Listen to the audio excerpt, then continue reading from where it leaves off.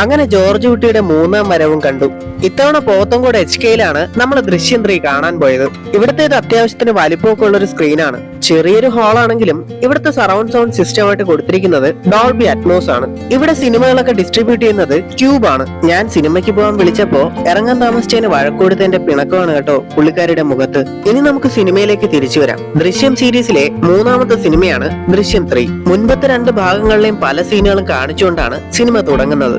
മുൻപത്തെ പാർട്ടുകളിലെ പല ക്യാരക്ടേഴ്സിനെയും ഇതിലും ഉൾപ്പെടുത്തിയിട്ടുണ്ട്. കൂടാതെ പുതിയതായിട്ട് കുറച്ച് കഥാപാത്രങ്ങളെ ഈ ഭാഗത്തിൽ ചേർത്തിട്ടുമുണ്ട്. എന്നിരുന്നാലും ഒരു ത്രില്ലർ സിനിമ എന്ന രീതിക്ക് ഈ സിനിമ ഫെയിൽ ആയതുപോലെയാണ് എനിക്ക് ഫീൽ ചെയ്തത്. മുൻപത്തെ 2 ഭാഗങ്ങളിലെ പോലെ ത്രില്ലടിപ്പിക്കുന്ന രംഗങ്ങളൊന്നും എനിക്ക് ഈ സിനിമയിൽ ഉടനീളം കാണാൻ സാധിച്ചില്ല. തുടക്കം മുതൽ ഒടുക്കം വരെ ഫ്ലാറ്റ് ആയിട്ടുള്ള ഒരു അവതരണ ശൈലിയാണ് ഈ സിനിമയ്ക്കുള്ളത്. പലയിടത്തും ട്വിസ്റ്റുകളൊക്കെ കൊണ്ടുവരാൻ ശ്രമിച്ചിട്ടുണ്ടെങ്കിലും അതൊന്നും ഫലിച്ചിട്ടില്ല.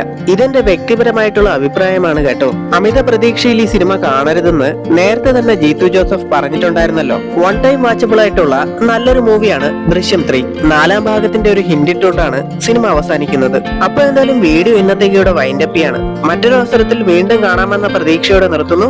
ബൈ.